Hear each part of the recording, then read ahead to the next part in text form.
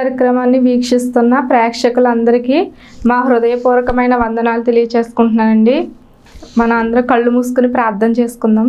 తండ్రి, నీకే వందనాలు, స్తుతులు, స్తోత్రాలు చెల్లించుకుంటున్నాం నాయన.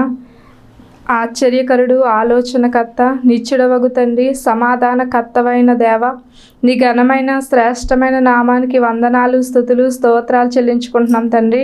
ఇదిగో ఈ సమయం మందు ప్రభా, దైవ సేవకులు నిలబడి నీ వాక్య వర్తమానాన్ని అందిస్తూ ఉండగా తండ్రి నైనా ఆయన్ని ప్రభా నీ ఆత్మతో నింపండి ప్రభా. నీకు స్తోత్రములు ప్రభా.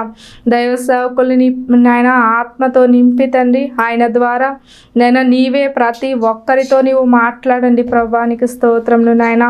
నేను ఈ కార్యక్రమాన్ని ఎంతమంది అయితే చూస్తూ ఉన్నారో ప్రభా, చూస్తున్న ప్రతి ఒక్కరిని మీరు దర్శించండి ప్రభా. ప్రతి ఒక్కరితోనైనా నీవు సూటిగా మాట్లాడండి తండ్రి. నీకు స్తోత్రంలో ప్రభా. నీ వాక్యం జుంటెతేనే దారాల కంటే మధురమైనది అని నైనా భక్తులు సెలవిస్తూ ఉండగా తండ్రి, నీ వాక్యంలో ఉన్న మధురాన్ని ప్రభా ప్రతి ఒక్కరూ స్వీకరించి తండ్రి వారి జీవితాల్లో ఆశీర్వాదకరంగా ఉన్నట్లు ప్రభా మీరు సహాయము దయచేయండి ప్రభా. నేను ఎవరెవరునైనా ఏ అవసరతల్లో ప్రభా నీ వైపు చూస్తూ ఉన్నారో తండ్రి, వారి ప్రతి అవసరతలోనైనా నీ వాక్యం ద్వారా వారిని దర్శించి వారితో మాట్లాడి ప్రభా ప్రతి ఒక్కరిని నీవు బలపరచమని యేసు పరిశుద్ధ నామంలో మా ప్రార్థన అడిగి వేడుకొంచున్నాం తండ్రి, ఆమేన్. ఇప్పుడు దైవ సేవకులు పాస్టర్ శామ్యూల్ విక్రమ్ గారు దైవ సందేశాన్ని అందిస్తారు. మనందరం శ్రద్ధగా వీక్షిద్దామండి. మన ప్రభువును రక్షకుడైన యేసు క్రీస్తు ప్రశస్తమైన నామంలో మీ అందరికీ వందనాలు తెలియచేస్తూ ఉన్నా. సరే, మనం చాలా జాగ్రత్తగా పరిశీలన చేస్తే పెద్దల మాట సద్దన్నపు మూట అని అన్నారు. వినదగునెవ్వరు చెప్పినా అని వేమన గారు సెలవిచ్చారు. అంటే పెద్దల మాట మనుషులకు మేలు కలిగిస్తుంది గనక దాన్ని త్రోసిపుచ్చక శ్రద్ధగా వినాలి అని, మన క్షేమము కోరేవారు చెప్పిన ఏ ఆలోచన అయినా విని దానిని ఆచరణలో పెట్టడం ద్వారా మనకు ఎంతో ఆశీర్వాదం కలుగుతుంది అన్న విషయాన్ని గ్రహించాలి. ప్రాముఖ్యంగా ఒక వ్యక్తి చనిపోయే ముందు మాట్లాడిన మాటలు అవి ప్రజలు లేక ఒక ముసలి వ్యక్తి చనిపోయేటప్పుడు తనకు ప్రియులైన వారిని దగ్గరకు పిలిచి ఏదైనా చెప్తే ఆ మాటలను వారు చాలా ప్రాముఖ్యమైనవిగా తీసుకొని ఆ మాటలను జ్ఞాపకానికి తెచ్చుకుంటూ ఆ మాటల ప్రకారము చేయడానికి వారు చాలా శ్రద్ధను, భక్తిని చూపిస్తారు. అలాగే యేసుక్రీస్తు వారు కూడా తాను కొన్ని గంటలలో మరణించే ముందు శిలువ మీదుండి 7 మాటలు మాట్లాడారు. ఆ 7 మాటలు కూడా చాలా ప్రాముఖ్యమైనవి. అంటే ఇంద్రధనస్సులో 7 రంగులు ఎలాగో, అలాగే ఒక వారానికి 7 రోజులు ఎలాగో, ఆ వారంలో ఒక్కరోజు తీసిన ఆ వారం సంపూర్ణము కాదు, అన్ని రోజులు కూడా ప్రాముఖ్యమైనవే. అలాగే ప్రభువు ప్రార్థనలో 7 అంశాలు ఎలాగో, యేసుక్రీస్తు వారు పలికిన 7 మాటలు కూడా మనం ప్రధానమైనవిగా ఎంచి వాటిని జ్ఞాపకం తెచ్చుకుంటూ వాటి ప్రకారము చేయవలసిన అవసరత ఎంతైనా ఉంది. సరే, మనం మొట్టమొదటి మాటను గనక మనం పరిశీలన చేయగలిగితే లూకా సువార్త 23వ అధ్యాయం 34వ వచనాన్ని గనక మనం చూస్తే, యేసు తండ్రి వీరేమి చేయుచున్నారో వీరెరుగరు గనక వీరిని క్షమించుము అని ప్రార్థించారు. ఈ రోజున యేసుక్రీస్తు వారు సిలువలో మొట్టమొదటిగా పలికిన మాటను గనక మనం ఆలోచన చేస్తే, తండ్రి వీరేమి చేయుచున్నారో వీరెరుగరు గనక వీరిని క్షమించుము అని మాట్లాడారు. తండ్రి అనే పదాన్ని గనక మనం పరిశీలన చేయగలిగితే మనకి యేసుక్రీస్తు వారిలో ఉన్న దైవత్వాన్ని చూపిస్తూ ఉంది. ఉదాహరణకి యేసుక్రీస్తు వారు తన శిష్యులతో పాటు బయలుదేరి వెళ్ళుచూ ఉండగా ఆయన తన శిష్యులను చూసి మాట్లాడతాడు. ఏమని అంటే, అసలు ప్రజలు నన్ను ఎవరని అనుకుంటున్నారు అని అడిగినప్పుడు కొందరు ఇర్మియా అని, ఏలియా అని, లేక ప్రవక్తలలో ఒకడని నీ గురించి చెప్పుకుంటున్నారు అన్నారు. సరే, వారి సంగతి ప్రక్కన పెట్టండి. అసలు నేను ఎవరని మీరు అనుకుంటున్నారు అన్నప్పుడు పేతురు గారు అపోస్తలుల అందరి పక్షముగా నిలబడి నీవు సజీవుడవైన దేవుని కుమారుడవైన క్రీస్తువు అని సెలవిచ్చారు. అంటే దేవుడు సజీవుడైన దేవుడు ఒక్కడే, ఆయనకు ఏకైక కుమారుడు ఒక్కడే, ఆ దేవుని కుమారుడే యేసుక్రీస్తు వారు. అంటే కుక్కకు పుట్టిన పిల్ల కుక్క పిల్ల అయినట్లుగా, పిల్లికి పుట్టిన పిల్ల పిల్లి పిల్ల అయినట్లుగా, మనిషికి పుట్టినవాడు మనిషి అయినట్లుగానే దేవుని కుమారుడు కూడా దైవత్వము కలిగిన దేవుడై ఉన్నాడు. ఈ రోజున మనము కూడా ఎందుకోసం పిలువబడ్డాము అంటే, మనకి ఎఫెసీ పత్రిక 1వ అధ్యాయం 4 నుండి 6 వచనాల్లో చూస్తే మనము కూడా దేవునికి కుమారులుగా ఉండడానికి దేవుడు నిర్ణయించాడు. సరే, ఎందరైతే ఆయన్ని అంగీకరించారు అంటే యేసు ప్రభువుని విశ్వసించారో వారందరికీ దేవుని కుమారులుగా దేవుడు అంగీకరిస్తున్నాడు. కానీ మనము దేవుని కుమారులుగా మారాలి అంటే పరిశుద్ధ ఆత్మ చేత నడిపించబడిన వారిగా ఉన్నప్పుడు ఆయన మనల్ని కుమారులుగా అంగీకరిస్తాడు, మనము కూడా ఆయన కుమారులుగా మారిపోతాం. ఇప్పుడు రెండవదిగా, తండ్రి వీరేమి చేయుచున్నారో వీరెరుగరు గనక వీరిని క్షమించమనే మాటలో యేసుక్రీస్తు వారు తండ్రి అని తనలో ఉన్న దైవత్వాన్ని చెప్పారు. అందులోనే ఇంకో విషయం ఏంటి అంటే, ఆయన ప్రతిసారి కూడా మాట్లాడిన మాట ఏంటి అంటే, లోకాసు వార్త 2వ అధ్యాయంలో యేసుక్రీస్తు వారు తల్లి అయిన మరియా తన భర్త అయిన యోసేపుతో తన కుమారుడైన యేసుక్రీస్తు వారితో కలిసి యెరూషలేము దేవాలయంలో పండగకు ఆచరించడానికి వెళ్ళారు. అయితే ఆనాటి కాలంలో ఎవరు పడితే వారు ఒంటరిగా ప్రయాణాలు చేసేవారు కాదు. కానీ అలాంటి యాత్రలు చేసేటప్పుడు బంధువులు, స్నేహితులు, ఇరుగు పొరుగు వారు, ప్రాంతవాసులతో కలిసి యెరూషలేముకు వెళ్ళారు. సరే, అక్కడ పూజా కార్యక్రమాలు అన్నీ జరిగించుకుని తిరిగి వచ్చే క్రమంలో మరియా యోసేపులు అనుకున్నారు, యేసయ్య లేక నా కుమారుడు తన స్నేహితుల దగ్గర బంధువుల దగ్గర ఉన్నాడు అని ఒక 3 దినాలు వారు ప్రయాణం ఆ సమూహంలో కొనసాగిపోయారు. 3వ దినమైనా సరే యేసయ్య కనపడకపోయేసరికి అక్కడ ఉన్న బంధువులు, స్నేహితులు లేక ఇరుగు పొరుగు వారు ఆ గ్రామవాసులందరినీ పరిశీలన చేశారు, అందరి దగ్గరికి వెళ్ళారు. కానీ యేసయ్య కనపడలేదు అని చెప్పేసరికి వారు ఏడ్చుకుంటూ యెరూషలేము దేవాలయానికి వచ్చేసరికి యేసయ్య శాస్త్రులు, పరిసయ్యుల మధ్య కూర్చొని ఆయన వారిని ప్రశ్నిస్తూ వారు వేసిన ప్రశ్నలకు సమాధానం చెప్తూ ఉండడం గమనించి, మమ్మల్ని ఎందుకు ఈ విధంగా వదిలిపెట్టావు? నేను నీ తండ్రి ఏడుస్తూ నీ కోసం తిరిగి వచ్చాము అన్నప్పుడు యేసయ్య మరియతో అంటాడు, నేను నా తండ్రి పనుల మీద ఉండవలనని నీకు తెలియదా అంటాడు. ఇక్కడ యేసుక్రీస్తు వారు సమరయ అనే రాష్ట్రంలో సుకారు అనే గ్రామము దగ్గర త్రవ్వించినటువంటి ఇస్సాకు త్రవ్వించిన బావి దగ్గర, యాకోబు త్రవ్వించిన బావి దగ్గర ఆయన ఉన్న సమయంలో అప్పటికే శిష్యులు ప్రక్కనున్న గ్రామానికి వెళ్ళి భోజనం చేసి ఆయనకి క్యారేజీ తెచ్చే సమయానికి యేసయ్య సమరయ స్త్రీతో అక్కడికి వచ్చిన ప్రాంతవాసులతో మాట్లాడుతున్నారు. వారు యేసయ్య చాలా లేట్ అయిపోయింది భోజనం తినమని కోరినప్పుడు ఆయన అంటాడు, మీకు తెలియని ఆహారము నాకొకటి కలదు అన్నాడు. అదేంటి అంటే, పరలోకమందున్న నా తండ్రి చిత్తము నెరవేర్చుటయే నాకు ఆహారమై ఉన్నది అన్నాడు. ఈ రోజున యేసుక్రీస్తు వారు తండ్రి అనడంలో ఆయనలో ఉన్న దైవత్వం కనిపిస్తుంది.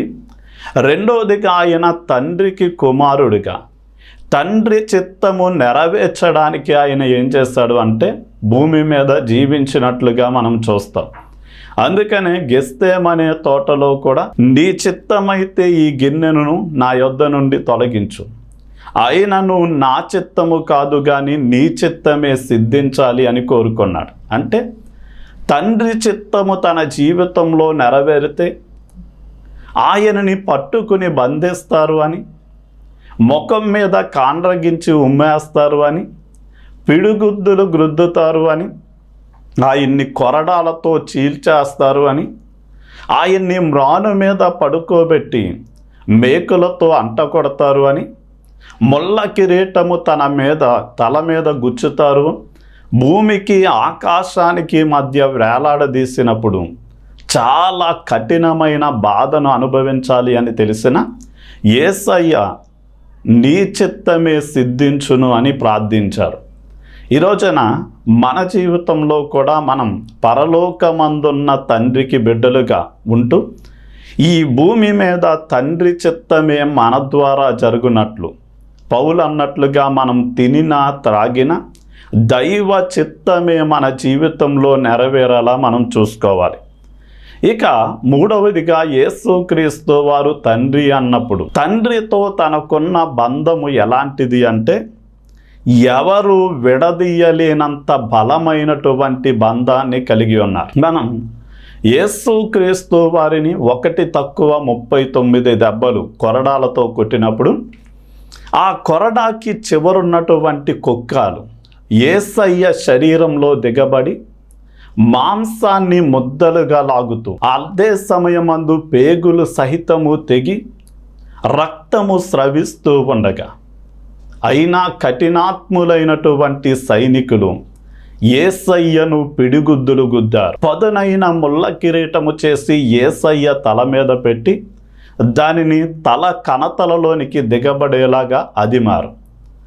ఆయన్ని 3 మేకులతో అంటకొట్టి ఆయన్ని వేలాడదీసిన సమయంలో ఆయన శరీరం అంతా రక్తము స్రవిస్తూ చాలా విపరీతమైన బాధ వేదనలో ఉన్నటువంటి యేసుక్రీస్తు వారు తండ్రిని చూసి అంటాడు, తండ్రి అని ఎంతో ఆప్యాయంగా ప్రేమగా పిలుస్తున్నట్లుగా మనం చూడగలం. ఈ రోజున మన దేవునితో ఉన్న బంధం ఎలా ఉంటుంది అంటే అన్నీ దేవుడు మంచిగా ఇచ్చినప్పుడు నా దేవుడు మంచోడు, ప్రేమ కలిగినవాడు అని ఎన్నో గొప్పలు చెప్తాం. కానీ ఏదైనా కష్టము, బాధ, వేదన కలిగినప్పుడు మాత్రం మొట్టమొదటిగా మనం దూషించేది ఎవరిని అంటే దేవుణ్ణి. అసలు దేవుడు ఉన్నాడంటావా? ఉంటే ఎందుకు ఇలాంటి సమస్యలు అని మనం ఆయన్ని దూషించేవారిగా ఉంటాం. కానీ యేసుక్రీస్తు వారు అన్నీ బాగున్నప్పుడు తండ్రితో ఎలాంటి బంధాన్ని కొనసాగించారో అదే సమయమందు మరణించే సమయంలో కూడా యేసుక్రీస్తు వారు తన తండ్రితో సరైనటువంటి సంబంధాన్ని కలిగి ఉన్నారు. ఈ రోజున పౌలు అంటాడు, క్రీస్తు ప్రేమ నుండి మనల్ని ఎడబాపు వాడు ఎవడు అని. అంటే శ్రమైన, కరువైన, ఖడ్గమైన, లేక ఉన్నవి అయినా రాబోనవైనా ఏది కూడా క్రీస్తు ప్రేమ నుండి మమ్మల్ని ఎడబాపలేవు అంటాడు. మనము కూడా దేవుని ప్రేమలో వేరుపారి యేసయ్య వలె తండ్రితో విడదీయరాని బంధాన్ని మనం కలిగి ఉండాలి. సరే, తండ్రి వీరేమి చేయుచున్నారో వీరెరుగరు గనక వీరిని క్షమించమని యేసయ్య ప్రార్థన చేశారు. అంటే ఎలాంటి ప్రార్థన చేశారు అంటే విజ్ఞాపన ప్రార్థన చేసినట్లుగా మనం చూడగలం. అందుకనే ఒక మహా గొప్ప దైవజనులు అన్నారు, మనము మన గురించి చేసుకునే ప్రార్థన అర్ధ ప్రార్థన, మనము ఇతరుల గురించి చేసే ప్రార్థన అది సంపూర్ణమైనటువంటి ప్రార్థన అన్నారు.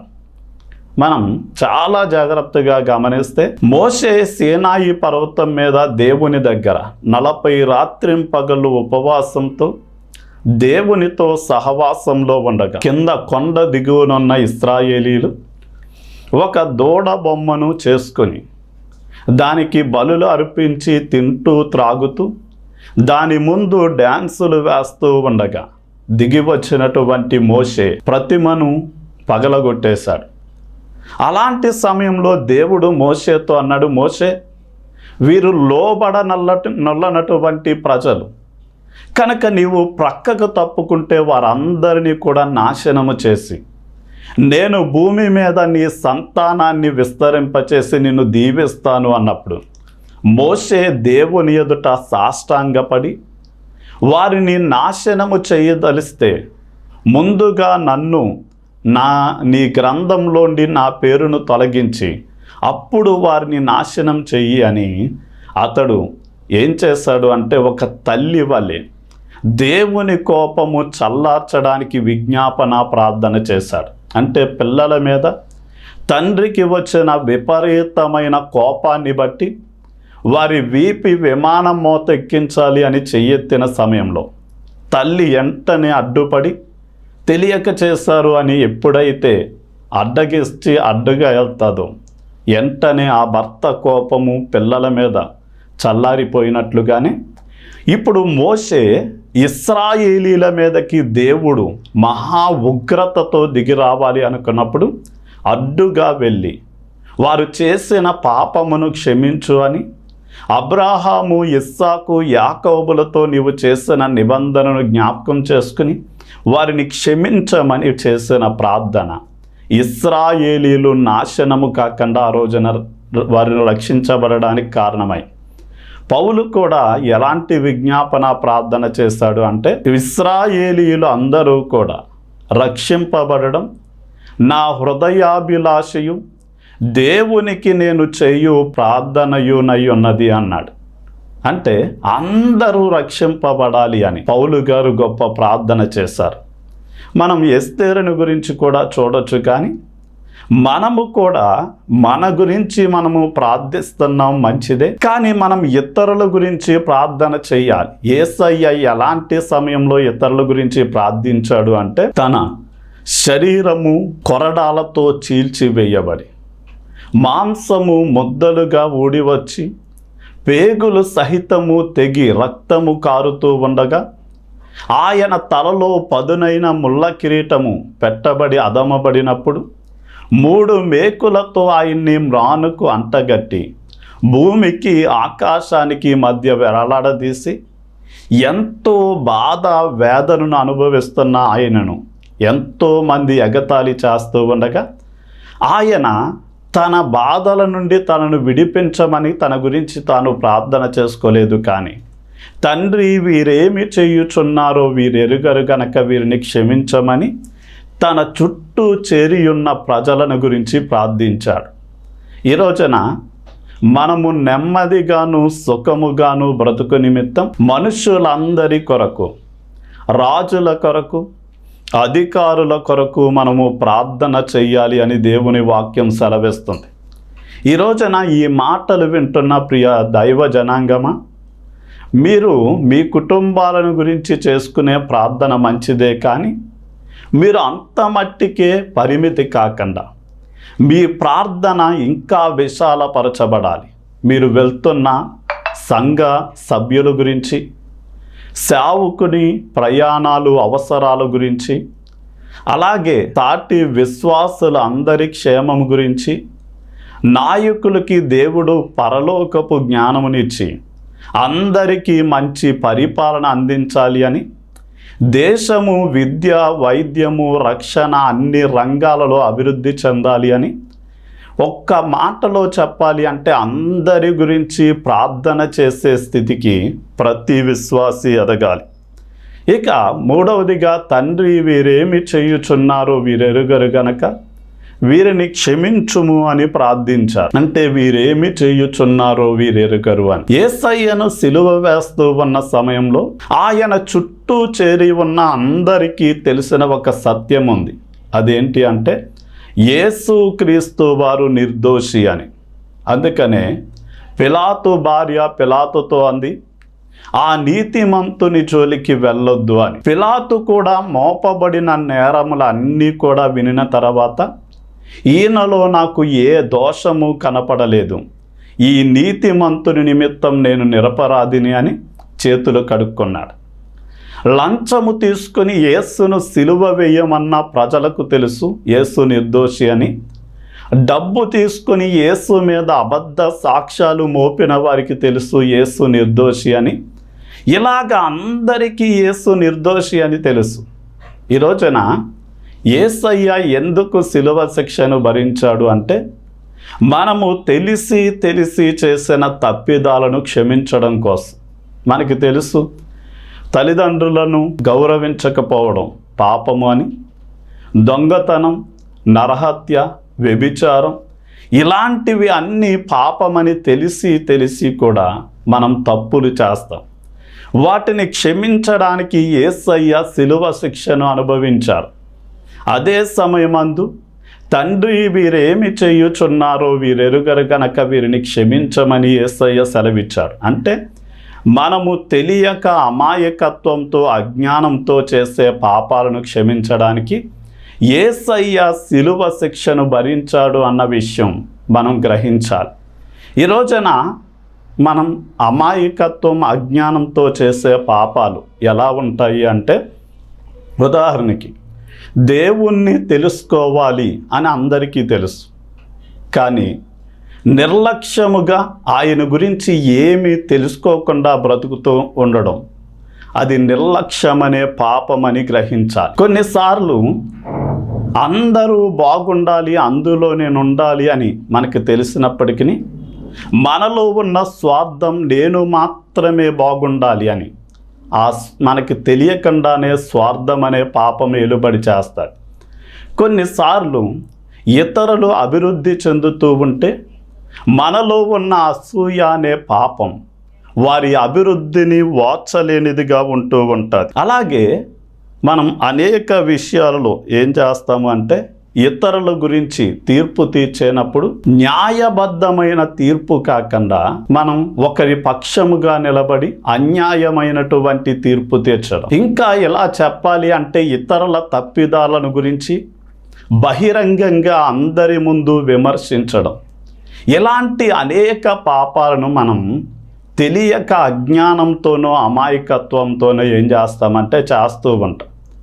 అందుకనే యేసయ్య తెలిసి చేసిన పాపాలు క్షమించడానికి, తెలియక అజ్ఞానంతో చేసిన పాపాలు క్షమించడానికి యేసుక్రీస్తు వారు సిలువ వేయబడ్డారు. అందుకనే 1 కొరింథీ పత్రిక 2వ అధ్యాయం 8వ వచనంలో, అది లోకాధికారులలో ఎవరికీ తెలిసి ఉండలేదు, తెలిసి ఉంటే వారు ఆయనను సిలువ వేయకయుందురు అని రాయబడింది. ఇంకా మనం చూస్తే అపోస్తల కార్యగ్రంథం 13వ అధ్యాయం 27వ వచనంలో, యెరూషలేము నివాసులైన వారి అధికారులైన తెలియక యేసుక్రీస్తు వారిని సిలువ వేశారు అని రాయబడింది. అంటే వారు ఏం చేశారు అంటే, యేసుక్రీస్తు వారిని సిలువ వేయమని, బందిపోటు దొంగ నరహంతకుడైన వ్యక్తిని విడుదల చేయమని కోరారు. వారికి తెలిసింది ఏంటి అంటే, యేసు నిర్దోషి అని తెలుసు, కానీ ఆయన దేవుని కుమారుడు అని, ఈ లోకానికి రావలసిన రక్షకుడు అని, ఈ లోకానికి రావలసిన రాజు అని తెలియక ఆయన్ని దారుణంగా సిలువకు గురి చేసి చంపారు. అందుకనే తెలిసి చేసిన పాపాలు క్షమించడానికి, తెలియక చేసిన పాపాలు క్షమించడానికి యేసయ్య సిలువ శిక్షను అనుభవించాడు.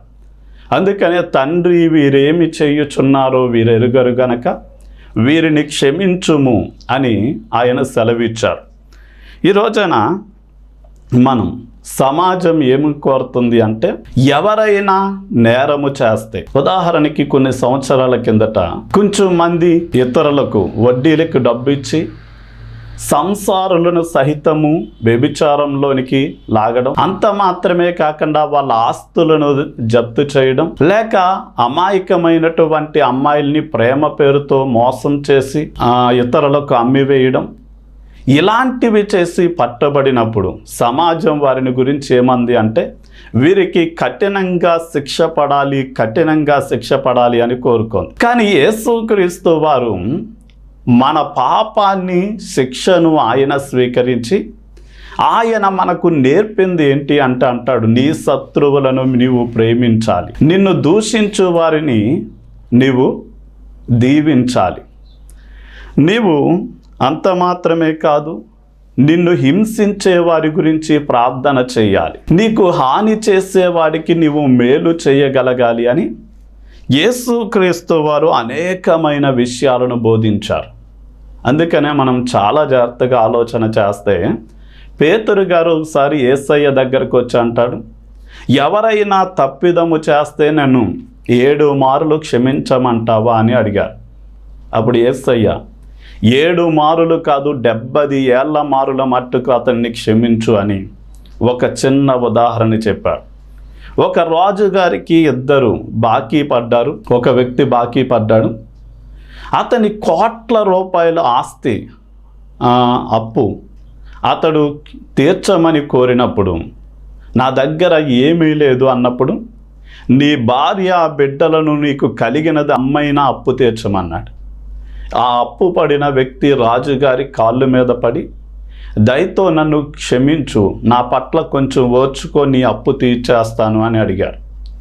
అడిగినప్పుడు అతడు ఎలాగ అంత అప్పు తీర్చలేడు అని తెలిసి, సరే నీ అప్పంతా నేను క్షమిస్తున్నాను, నువ్వు వెళ్ళి నీ భార్య పిల్లలతో సుఖంగా బ్రతుకు అన్నాడు. అతడు వెళ్తూ ఉండగా అతనికి 50 రూపాయలు అప్పున్న ఒక వ్యక్తి కనపడ్డాడు. ఏది, నాకు రావలసిన డబ్బు ఇస్తావా లేదా అని కూర్చున్నాడు. అతడు నా దగ్గర లేవు, నేను ఇచ్చేస్తాను, త్వరగా నా పట్ల కొంచెం సహించు, భరించు అన్నప్పుడు అతన్ని పట్టుకుని కొట్టి చెరసాలలో వేయించాడు. ఇది రాజుగారికి తెలిసినప్పుడు ఆయన ఏం చేశాడంటే, అతనిని పిలిచి, దుర్మార్గుడా, కోట్ల రూపాయల అప్పును నీకు క్షమించినప్పుడు నీ సాటి వాని 50 రూపాయల అప్పు నీవు క్షమించాలి కదా, అలా చెయ్యని కారణము చేత నీవు చివరి రూపాయి చెల్లించేంత వరకు నీవు శిక్షను అనుభవించు అని చెరసాలలో వేయించాడు. ఈ రోజున మనము చేసిన పాపాలు సంపూర్ణంగా క్షమించబడాలి అంటే, యేసయ్య మన పాపాలను క్షమించినట్లుగానే మన పట్ల ఇతరులు చేసిన తప్పిదాలను మనం క్షమించినప్పుడు ఆయన కూడా మన పాపాలను సంపూర్ణంగా క్షమిస్తాడు. నేను కొన్నిసార్లు ఆయన క్షమాపణ గురించి ఎలా ఊహిస్తాను అంటే, ఉదాహరణకి తండ్రి పరలోకమందు సింహాసనాసీనుడై ఉంటే ఆయన ఎదుట యేసయ్య వధింపబడిన గొర్రెపిల్లగా రక్తపు మడుగులో ఉన్నాడు. మనము చేసిన పాపాన్ని బట్టి తండ్రికి కోపం వచ్చి ఖడ్గము తీసి ఇన్ని వధించేస్తాను లేక వేసేస్తాను అని వచ్చినప్పుడు, ఆ రక్తపు మడుగులో ఉన్న గొర్రెపిల్ల స్వరం, తండ్రి వీరేమి చేయుచున్నారో వీరెరుగరు గనక వీరిని క్షమించమని ఆ రక్తంలోండి ఒక స్వరం వినపడేసరికి ఆ తండ్రి హృదయం, అమ్మో, నా జ్యేష్ఠ కుమారుడైన యేసు వీరి పాపముల కోసం మరణించాడు కనుక వారిని శిక్షించకూడదు, కానీ వారు తమ బ్రతుకు మార్చుకోవడానికి ఒక అవకాశం ఇవ్వాలి అని ఏం చేస్తాడు అంటే, మన పట్ల ఓర్పును సహనాన్ని కనుపరుస్తాడు. మనం ఇప్పుడు యేసయ్య తండ్రి చేతిలో పెట్టాడు, తండ్రి వీరేమి చేయుచున్నారో వీరెరుగరు గనక వీరిని క్షమించను. మనం క్షమించబడాలి అంటే మనం చేసిన తప్పిదాలను ఒప్పుకొని వదిలిపెడితే ఆయన క్షమిస్తాడు. లేక మన పాపాలను ఒప్పుకోకుండా వదిలిపెట్టకుండా ఉంటే ఖచ్చితంగా శిక్షకు అర్హులవుతాం. చిన్న ప్రార్థన. తండ్రి, నీకే వందనాలు, స్తుతులు చెల్లిస్తున్నాం నాయన. ఈ వాక్యాన్ని ఎందరైతే వింటూ ఉన్నారు నాయన, నీవు క్షమించలేని ఘోర పాపి అంటే ఈ లోకంలో ఎవ్వరూ లేరు గనక నాయన, వారు ఎలాంటి స్థితిలో నీ పాదాల దగ్గరికి వచ్చినప్పటికీ నాయన, తెలిసి చేసిన తప్పిదాల నిమిత్తం, తెలియక అజ్ఞానంతో చేసిన తప్పిదాల నిమిత్తం నీవు శిక్షను అనుభవించిన దేవుడు గనుక ఇప్పుడే ఈ ప్రార్థనలో ఏకీభవిస్తున్న ప్రతి ఒక్కరి మీద నీ శిలువ రక్తమును మీరు ప్రోక్షించి మా ప్రతి పాపము నుండి, శాపము నుండి మమ్మల్ని విడిపించి మమ్మల్ని పరిశుద్ధపరిచి నీ బిడ్డలుగా, నీ కనికరాన్ని పొందుకునే నీ వారసులుగా మమ్మల్ని అందరినీ కూడా మార్చి దీవించమని యేసు నామంలో అడిగి వేడుకుంటున్నాం తండ్రి. ఆమేన్.